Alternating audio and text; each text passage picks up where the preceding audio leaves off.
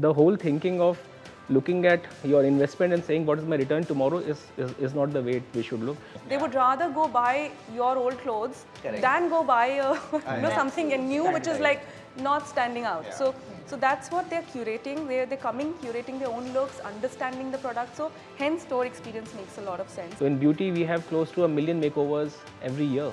Wow. And 50% of those customers who do a makeover actually end up shopping with us, right? So that's how you do with them. Just make the customer comfortable. So a lot of our stores, in fact, all our stores have a personal shopper lounge. And if you're a Black Card member, you can go there, sit, and the kind of service you will get is amazing. The Gen Zs, they shop, they might not be brand loyal, but they are trend loyal.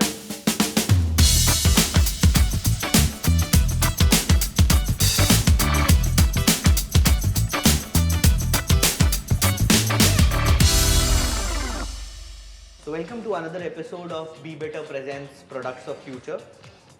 Recently across the internet, we have seen a lot of chatter around how quick commerce is growing, how trends of buying are changing.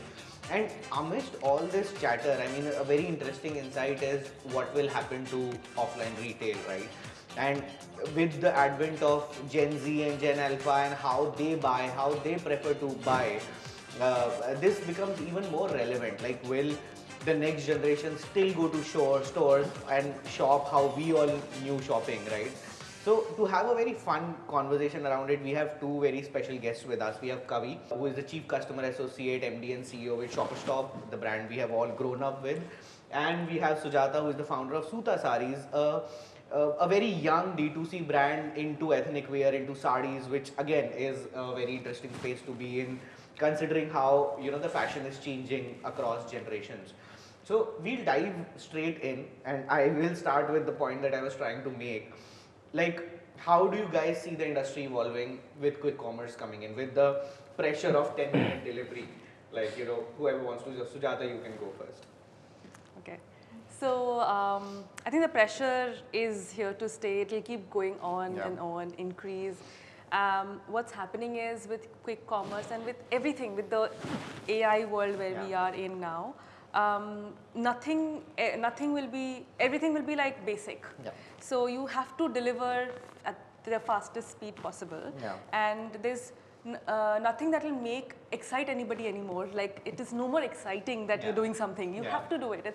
It's like a given that you have to do it. And anything mediocre will be like just people will just walk off, because that's how fast they want it. They will just want to think and they want it in the hand that fast, right? But having said that, since we're talking about retail, I think retail will still, will be that play that importance, right? That you would want to touch and feel, go see, right? That will still have that importance. But I feel, quick commerce is going to change a lot of things, and stores will now maybe act like something like a last mile delivery, where you are making it faster, reaching the customer as soon as possible. So So, and Kavi, like, how do you feel about it? So we recently heard that Myntra is actually getting into the quick commerce space. They're saying they're going to change the whole fashion game by delivering fashion in 10 minutes. So Shopper Stop, how are you going to deal with this new age fashion trend? No, actually, see, I think before the fashion and everything, there's the consumer trend. And every 10-15 years, consumer trends change. So right now, what we are experiencing is a lot of age of easy availability of merchandise. So that's where I think the thing comes in. But if you look at Gen Z and the way they are consuming, and a lot of global reports are saying that we are slowly moving into the age of confirmation. Correct. And when you are moving into age of confirmation, it is not, and you can't confirm by sitting in your room and doing a shopping through a Myntra or anybody else, right? You confirm when you become a part of a community. Right. And I think our approach towards the whole thing is, can Shopper Stop or the offline retail, deliver the experiences which are community experiences? And community experiences cannot be delivered online. Community experiences get delivered offline, where people meet. So in case of shoppers, we have a lot of these activities around regional festivals, around regional occasions where we get people. They come and chat. We have a lot of activities for our teams, and I think that's somewhere we will all move into. In fact, I mean, the data says that Gen Z, while they are more careful in spending, they are spending more on premium products versus Gen X, so where I was, or baby boomers before us, right? Why? Because they believe that this is their birthright, so they want to spend more on luxury, but they want it to be personalized, right? So personalization can happen in various ways. It can happen through when you go to a website. Obviously, you can you should see your own the page or the categories which you want to shop should be personalized there, but it also comes through doing events for them which are personalized. So I think it's going to be a good mixture, especially in our country where obviously we need to deliver faster, but what are we delivering? We need to deliver experiences faster. And I think every channel or every chain will have its their own way of doing it. But I think it's changing very fast. And as you premiumize, you will all understand that premiumization cannot be delivered through online, because online thinking is jitne kam aap clicks mein shopping karo, it's easier because people tend to drop off, right? But the experience is when you engage with people, you get into their head, you work with them, right? So that is the zone in which we are trying to build the whole space. Kavi, I mean, that's a very interesting point, because I know, right? We all know that experiences are taking place, of the regular source of entertainment. We know of how concert economy is shaping up and all of that. So it makes complete sense on what you're saying. But delivering those experiences will also come with higher investment in terms of capital, right? It doesn't matter, frankly, right? Because capital you invest once and you get the returns multiple times. Just to give you, we have just opened 2 days back, we opened our Malad in Orbit store, which was like one of the old flagships. We have completely changed it. We have put a gaming arcade inside. Oh wow. So now actually if you go, which means that we have given away space for 10 brands, which we used to retail, but we have put Pac-Man and we have put the car racing inside the store. That's so cool. Okay, so that's an experience. So while the family is shopping, the men and the kids are playing, right? You go to our store in Kanpur, we have put a Starbucks inside. So I'm saying ki, there is the whole thinking of looking at your investment and saying what is my return tomorrow is not the way we should look. What we are seeing is when people are coming and sitting and spending time in the store, as in online, when people spend more time on the store, on the website, their ability to drop off reduces and their propensity to buy increases. The same thing happens here. We are seeing that conversion increase. So I don't think it's about this. It's about getting people that environment in which they can become comfortable. So that is in the store, right? And there are massive examples globally. There's a store called Yvonne Marsh globally, Paris. They don't spend even €1 in marketing, but they have got 60,000 square feet of space where people actually come and do events. So eventually I think we want to graduate into that level where you let people experience, and that is the community you're building, right? And obviously, as she said, our stores will become like our delivery center, right? Dark stores, So maybe in 3 to 6 months you will have a situation where if you're in Malad, you see the Malad inventory and it gets delivered to you in 3 to 6 hours. I don't know whether 10 minutes makes sense for us or is that something we would like to achieve. But I think the same day delivery is a great thing, but you need to get people to the store. I think there's a craze of this number that's attached to it. I know it's just the craze feel. I feel it's a lot about experience, why it's said experiences also. So we started Suta stores as experience places. So we have music concert, we have doctors coming and talking to customers, we've had like checkups in the stores, and we have had numerous things in the store. So artisans coming and sitting in the store and doing like make your sari, like we kept like carrots and you just like make shape out of it, block print, take the sari with you. So we've had like paid ticketed events in the store, Sufi ghazal nights and all of that nights. So what happens is so what we have seen in our stores is that Gen Z kids are pulling their parents and bringing them to store if the store is interesting. And because one is the money that they're spending is, what Gen Z, what they've started doing is that if I own this piece, I should literally own it. So I will know the story of it, I would know everything about the clothing, know about the brand. Unless I'm able to talk about my personalized curation that I'm wearing, I will not wear it.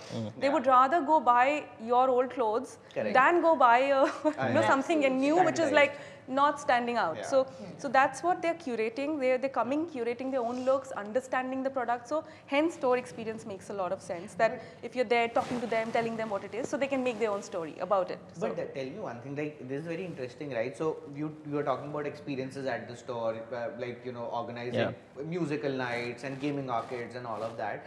But with this economy changing in this way, like doesn't it put a lot of pressure on, say, a neighborhood store which is ideally 200, 300 square feet and can't afford to be in the same space? Like for them तो offline retail खत्म ही हो जाएगा ना, मतलब nobody ना experience है ना 10-minute delivery है. No, okay. So I think I'm an optimist person, right? And I think we have evolved from where we were to where we are because somebody thought through something, right? Correct. And I'm sure that even the mom and pop stores actually have been the most innovative over a period of time. What Myntra or anybody else is trying to do now, they've been delivering it for years and ages, right? Yeah. I'm sure they will figure out a way out. I don't think there is a blackout of anything, right? And I think the important thing is that what is it that brings that customer to your place? Yeah. Which also means that mediocrity will vanish Makes across, sense. which I think is a very clear intention or direction. But there is so much, we are still under penetrated in most of the categories. In Yeah. beauty, we have our GDP or our per person spend is $15. Everybody else who is in our sister countries are much higher than that. So I think there is so much we can The do in this. potential So is the huge. potential is huge. As retailers and as brands, we need to stand for something and continuously deliver it, right? And stick to your core. lane maybe, because then there are so many buyers, right? India is like growing, the salary is increasing, right, for people. So there'll always be buyers or takers for every level. So mom and pop stores, they'll do something greater than maybe we are thinking, or you know what we are thinking. We are thinking of a particular cohort of Gen Zs maybe coming, bringing people, but they must be doing already that, right? So breaking that clutter is completely a different thing, So, Sujata, tell me this. See, you started off as a D2C brand, right? And you know, D2C, you deal with a lot of data, and you know, you've been like actually targeting customers from across the country. Yet you decided to move to retail stores, which is extremely capital intensive like on its own. But what prompted that decision in today's time and age? So I'll tell you one statistic. So wherever we are opening the store, our sales online increases. So it's like a no-brainer that we need to go offline, because of course it increases credibility when your name is on the road somewhere holding there, because people know if they online nahi aaya, so they'll come catch you there. But I feel it increases, of course, credibility, and also it's a recall, right? On Indira Nagar, where will I get to show my brand like that? You know, I'm displaying, and that's the I think that's for every online brand. I think it's become imperative to go out there, have a space where people are coming in, you're getting to talk to them. Online, it's a very different agenda to be there, and this is a completely different thing. It's about quick. It's about, that's where time, when you said, and even comparing the price, that omni-channel, all of that coming in, that's like secondary. But first was like, online was a different meaning altogether. But yeah, offline, there's no, I don't think it's like a comparison. It's But as a young brand, I mean, knowing that Gen Z have a very low brand loyalty, like, isn't it scary to open so many offline stores when the loyalty is so low? I know there's a talk about loyalty being low, but at the same time, if you keep reinventing, there's a lot of Gen Zs put a lot of trust in what you are doing. The story is good. It's not about loyalty. It's about in the momentary, whatever they do shopping. So if they're passing by, if they like the story or the idea, they've heard about your brand, they would just walk in and buy. So when he's saying, right, the buying, the potential of Gen Z is quite high. Because they would not be spending a lot, even if they're spending little, but they'll spend a lot in a particular brand. So I think to add to what she's saying, a lot of credibility and brand building happens through offline, and I think that's what she's referring to. The Gen Zs, they shop, they might not be brand loyal, but they are trend loyal. So if the brand is able to deliver on the trend, and if there's a credible storytelling, I think it really fits in. Makes sense. And you know what? Everybody is evolving. So we are seeing Gen Zs of a particular age.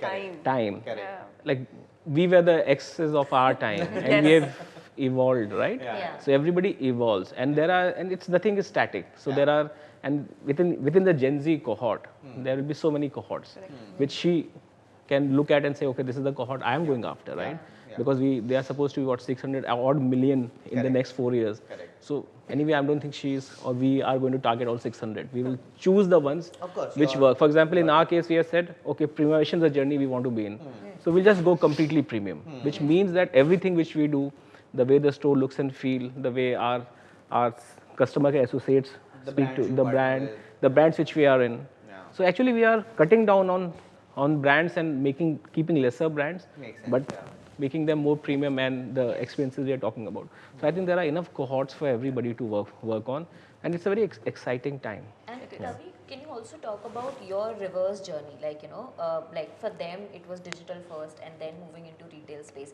Like, how's your retail space, like, focusing more and evolving more on the digital side? Okay, so we are, I think, to be fair, I think Shoppers has been at the forefront of doing this since the start. We have got two apps, one on beauty and one on our .com business. More than 6 million downloads, and all the stores are Omni enabled. So what we are looking at actually is that trying to do your neighborhood store.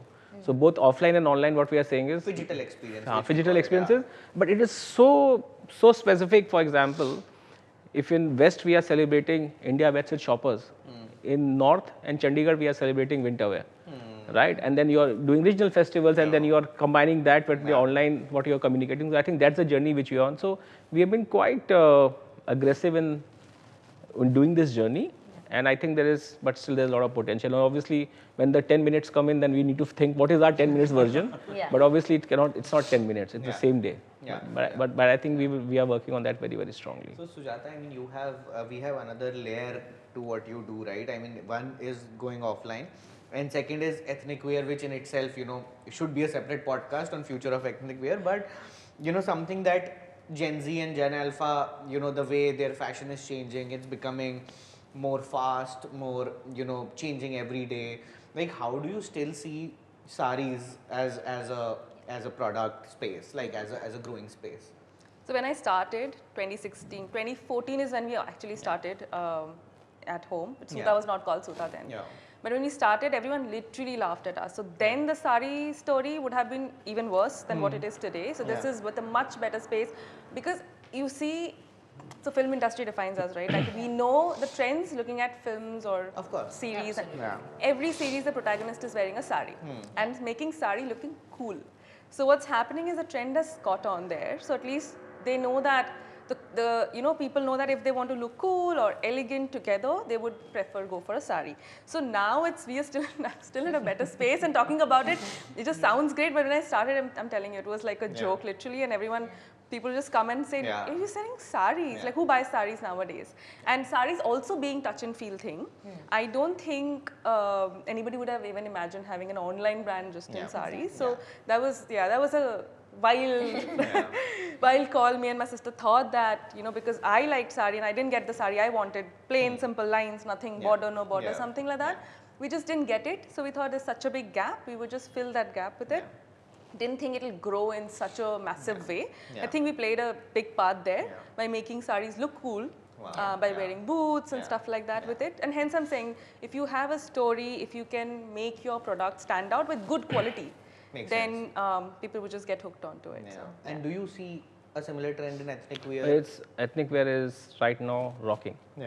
Across the board, and we have all categories. We sell more than 500 brands, right, across categories. Hence you're going there.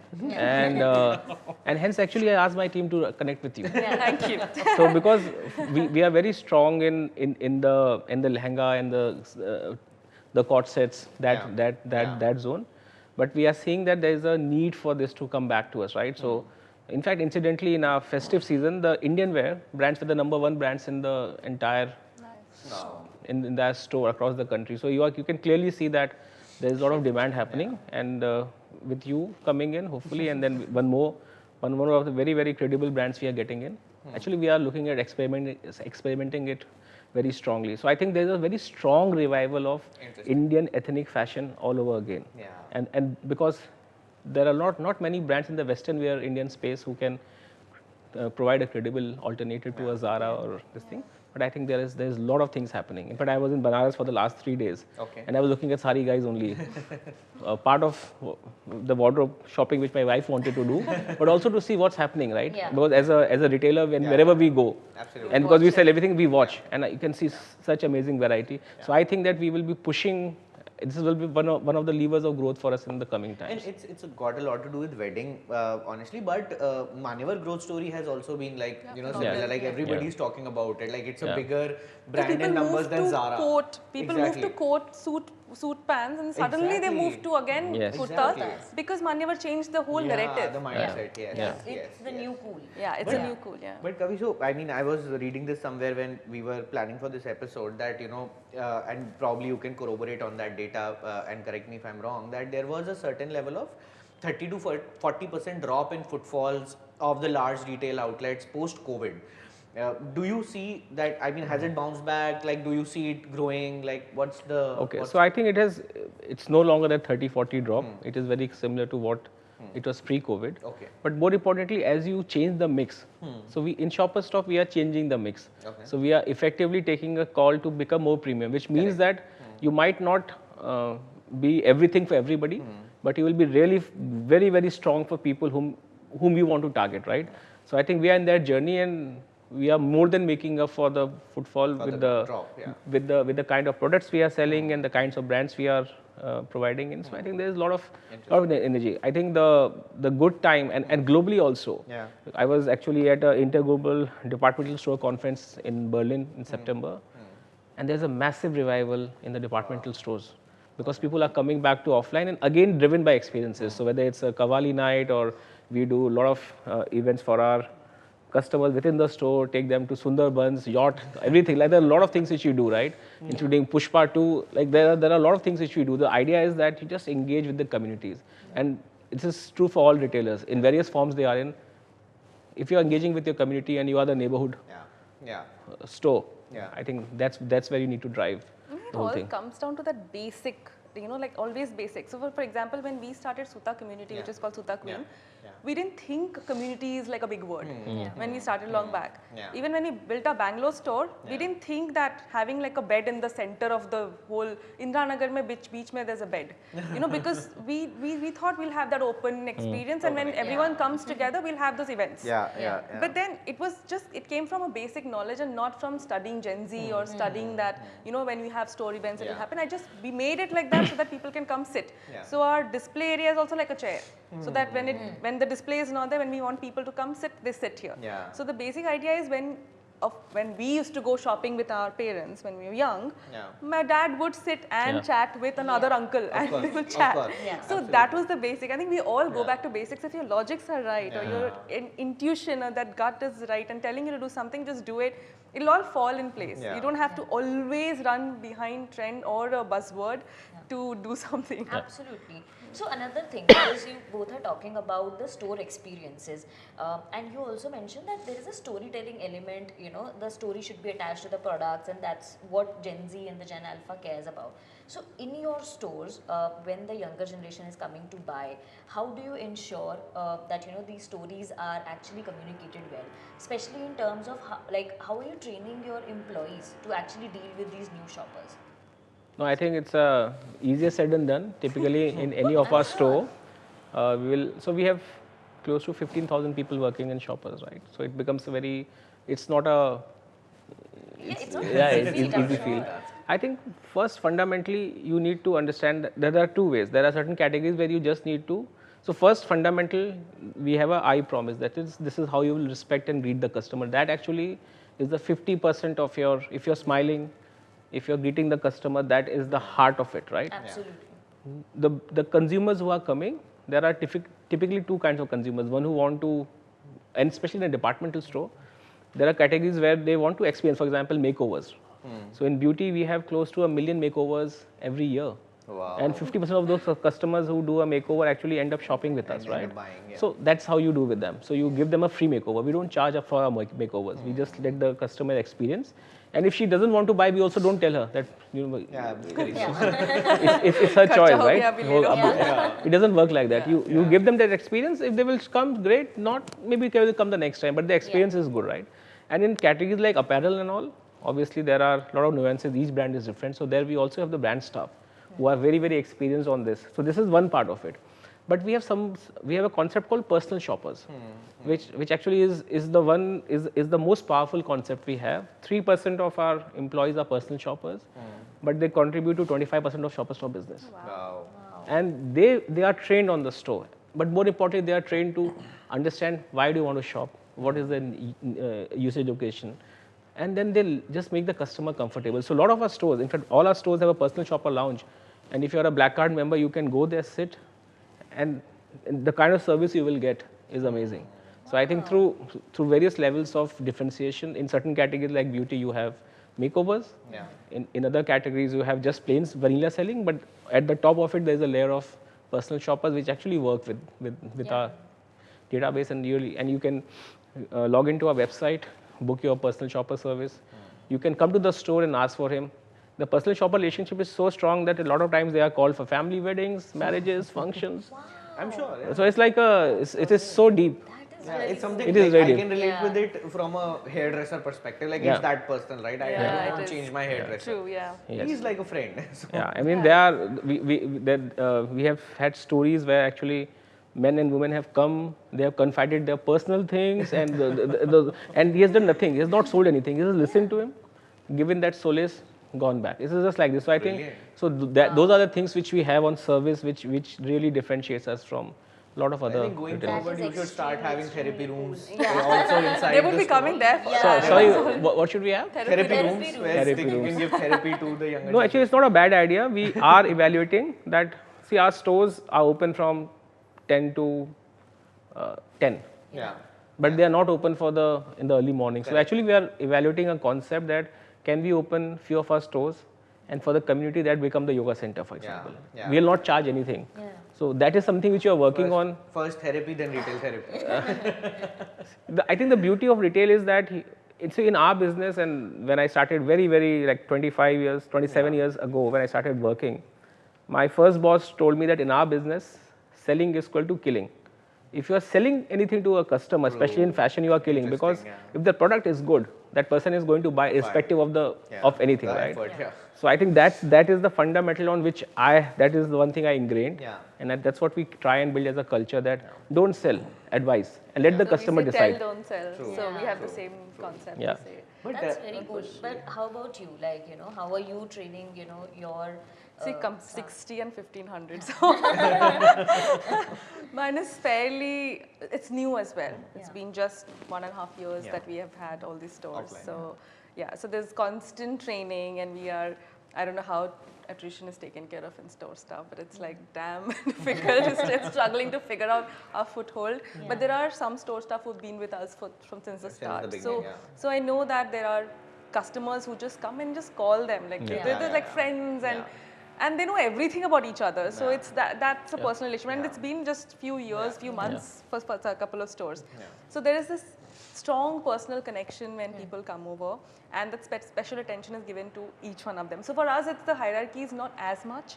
They're all super trained, and they all personally take care of each one of them, because for us, it's also not just walking by and they enter, right? Most of them have discovered us and come, and they've mostly seen our story. So they know it started with two sisters, and we are mindful business, and we actually support artisans. There's a community behind it, so every purchase is literally giving employment to somebody. So that story is already established online. So our name, even if people listen, and also because it's Sue and Thus, they know the story. So there's not a lot of storytelling we do at the store.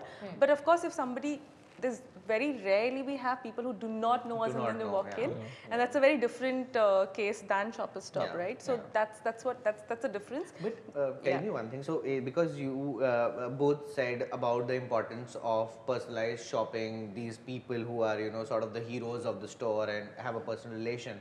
But that's the thing about technology, right? I mean, the personalization is so AI and machine driven that I have a completely personalized experience buying on any of the quick commerce or Amazons of the world, and it is not human dependent. Like for you, if that person leaves, it's a hit. And for example, for you guys, I mean, you guys are young, you guys are new. One person who has that sort of hold leaving would be a setback, and I'm sure for a couple of stores for you as well. So how do you deal with that? I mean, this is human personalization. No. So okay, but human personalization.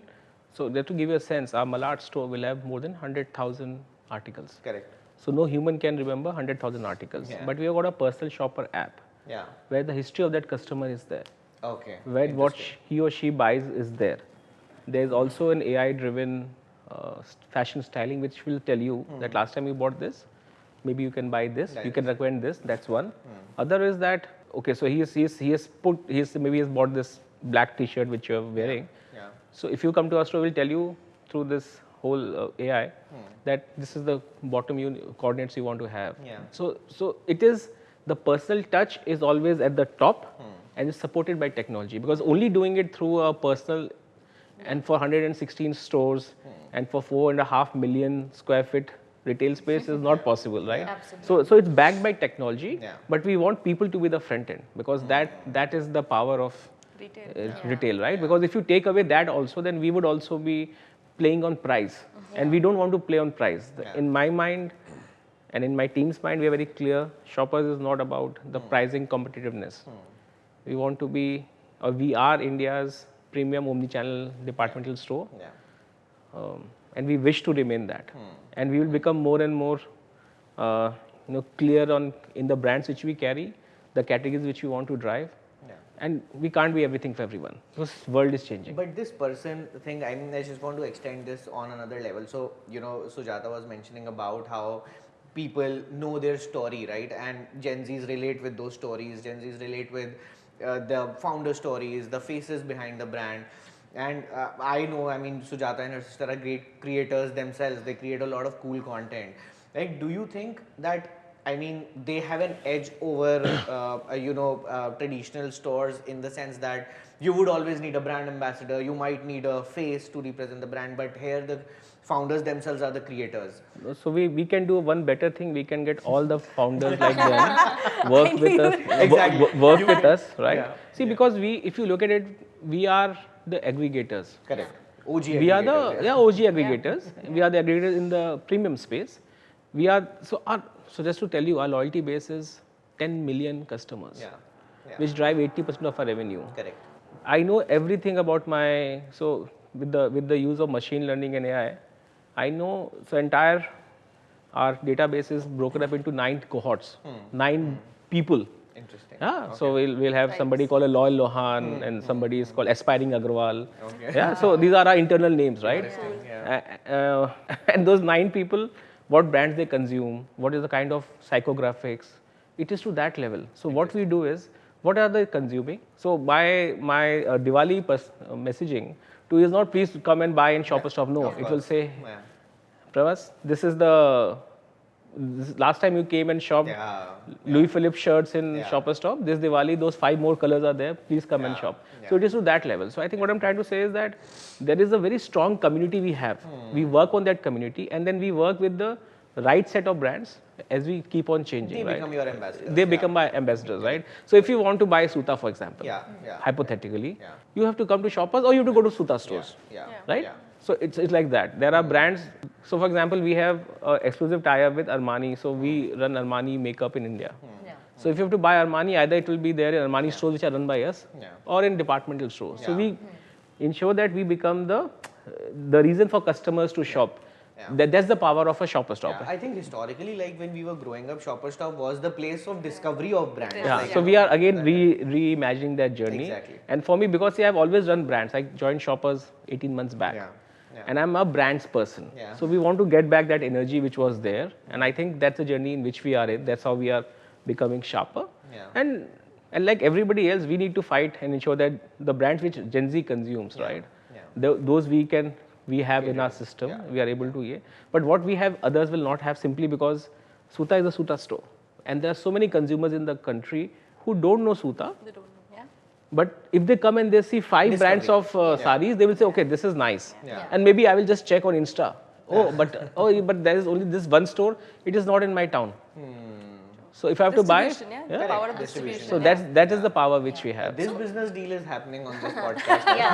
For sure. Only when I'm 100% sure will I go for this. What are the criteria? Like while we are talking, like how do you choose a brand? No, it has to be different. We don't want more of the same, right? So we have this continuous trend reports. We know what categories are growing. Where do we want to position ourselves Is social strongly? following also a criteria these days? Yes, it is, but no. Because you can't. Physical stores. Okay. And we also have a pop-up culture. As in we also have a lot of pop-ups, right? So we test out brands. Now in Suta, because I've been following both of them for years now.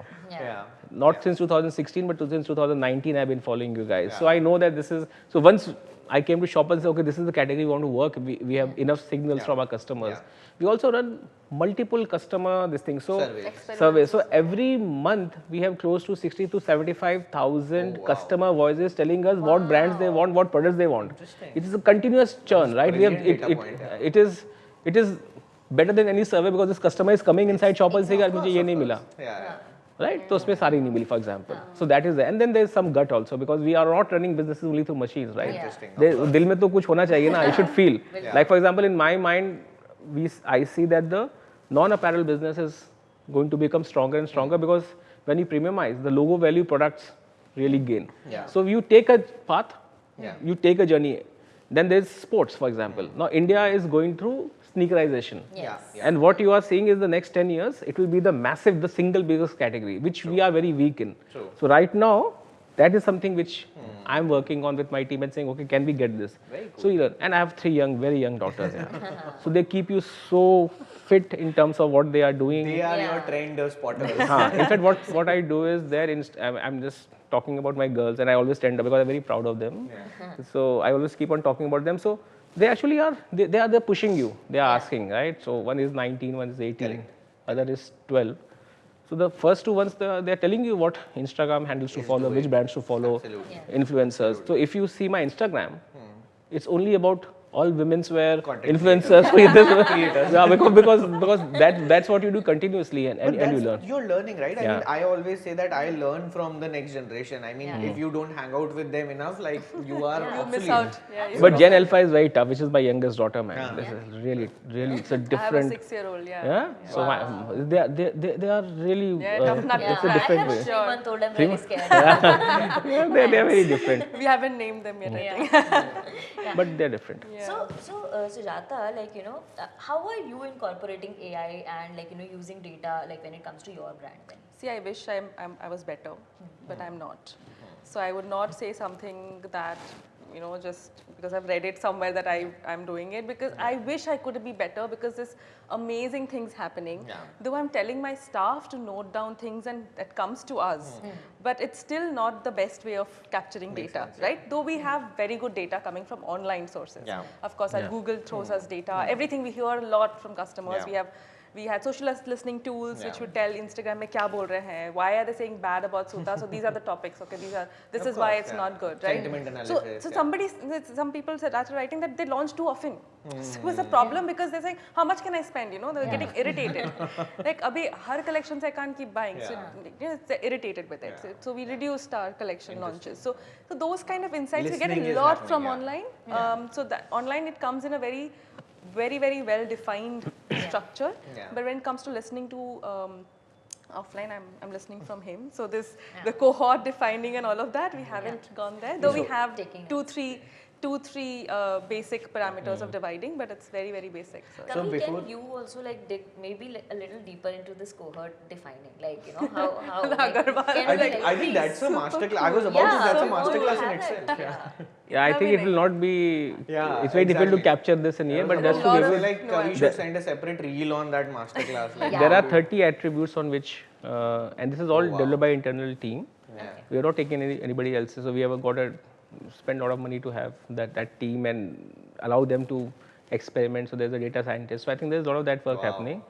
But 30 attributes on which you decide which is the favorite brand, what they've shopped more, and so just to give you, because I think more than this, it's how we use it, right? Of course. So for example, we were opening a store in Shillong, and then you have got no understanding of the Shillong market. You have from your past, but so what you do is you look at the cohorts which are shopping from Guwahati store, and then you map it to the pin code of Shillong and say, okay, Western women's wear is the category which you need to over dominate because the market is driven by that. So you use that as a category.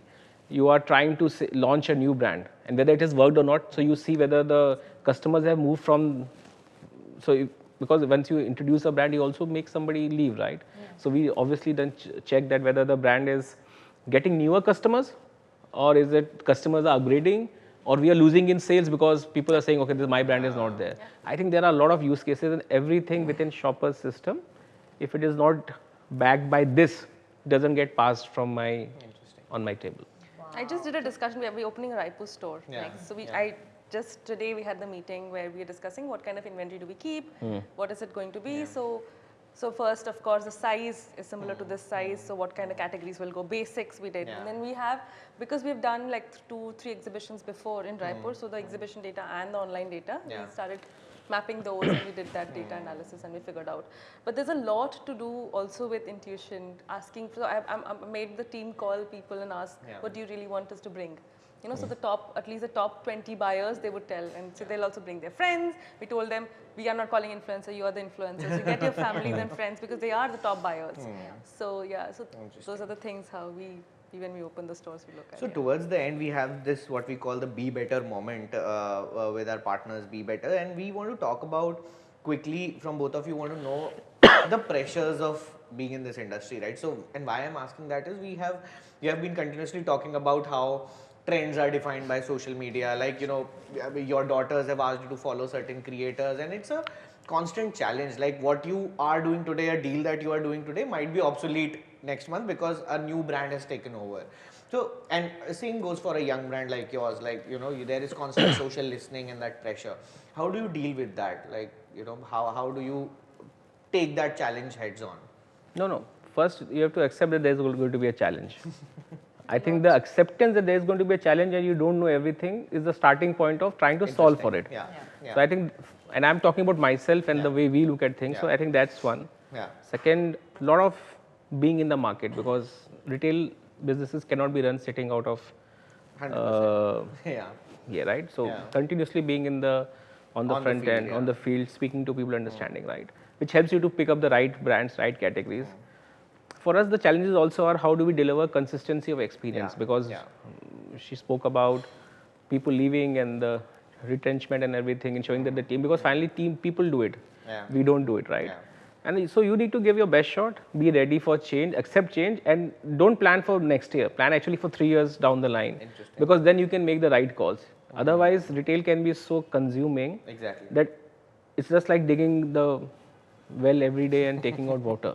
That retail consumes you. So the only way to work out of retail is have that being done, but also look at 3 years down the line, because that is where the trends are changing. And today, if you don't do for 3 years, you will not be relevant after 3 years.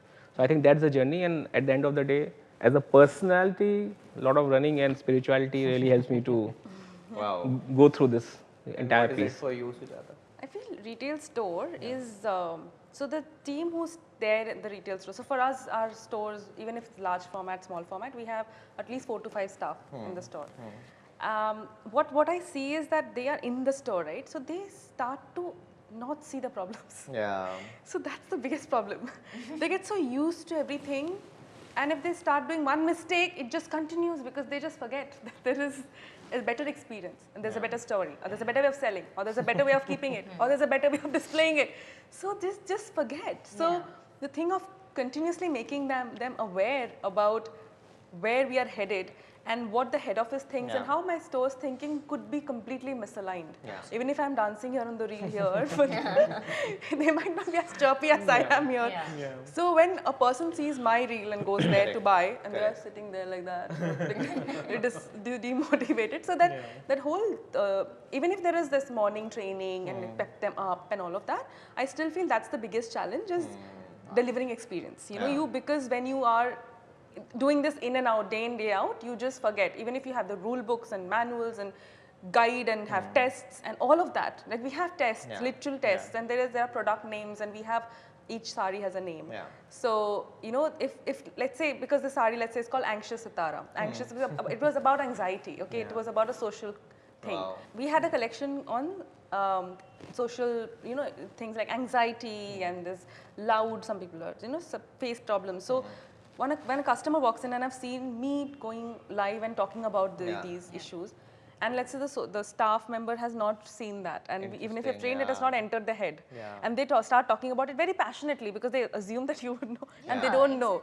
What do you do about it? So that these are the challenges I feel. This is very real, very, very human challenge. I think everything in retail is very human, very, very basic. So even if you do all sorts of AI, and I do a lot of tamjham and decorate my store very beautifully, at the end it just comes down to how are you making them all driven towards that one goal, one direction, keeping them all aligned. So yeah. Yeah, I mean, Sujata was just talking about anxiety, and our friends at BBetter have just come out with the latest product called Ashwagandha, which helps you reduce stress and improve your sleep. And you know, it's completely Ayurvedic formulation with has gone through 24 clinical trials.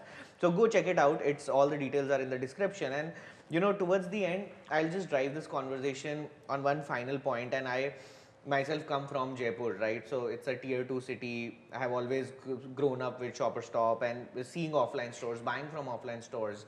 But one very interesting thing that I've seen in the last couple of years is how malls have sort of become ghost towns, right? And these are prime, premium located malls. And I mean, there is still a lot of offline shopping happening from exclusive stores, from other stores.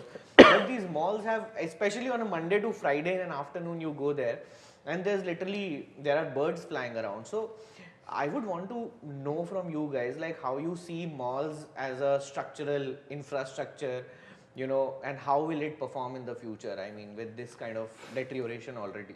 No, good malls will always work. Yeah, I was about to say Good that malls malls will would always not work, go away. and they are really working well. For example, WTP Yeah. really works. that's- Because I'm giving example of Jaipur. yeah. We also have a store there. Yeah, I know. That's the store we go to. Yeah, so WTP it does really well. Mall of Jaipur is the other store, does well.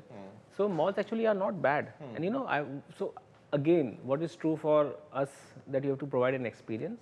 Similarly, the malls also have to provide an experience. So everybody has to upgrade. Exactly. In this today's world where the consumer expectations are very defined and the expectations are very high, whether it's a small brand, big brand, small retailer, big retailer, small mall, big mall. If you are not bringing a differentiation game to the whole thing, you don't have any future. My data and my understanding of numbers say, for us and as an industry, malls are doing really well. Good malls are doing really well. A lot of small malls actually which were not working well or had become ghost towns, like you said. Actually, a lot of them are converting into malls for value chains, and they've got a lease of life again. So I think there is something happening. Interesting, Which is so I think the consumption is growing, which will ensure that all kinds of people have a place. Absolutely. Importantly is that everyone, we cannot sit on past laurels. We have to innovate. They are just starting out. I'm sure they will keep on innovating. So I think that's the journey for everybody. I'm very comfortable with malls, by the way. Malls are, why would you go to a mall? Because you want to experience, you know, the different kind of brands, and if you want to shop, you'll just end up in a mall, because otherwise who has the time to actually search and see which in this high street, what stores are doing well. Having said that, there are some cities who are very big on high street. There are some cities who are big on malls. So some cities where I'm planning to open stores, I'm thinking, okay, mall is better or high street is better. My evaluation is that first. And then I decide, okay, the footfall is much more in malls, because that's where, if there's a kids zone, there's a movie theater, there is a play area outside, and there are people who can sit and chat. The mall is bubbling, you would know that. Buzzing malls, you would go just stand outside, you would know this mall is brilliant. And there are these malls you would never get a space. I know it, I'm crying. So even if I want to go, these malls also want us because they want new brands, different brands.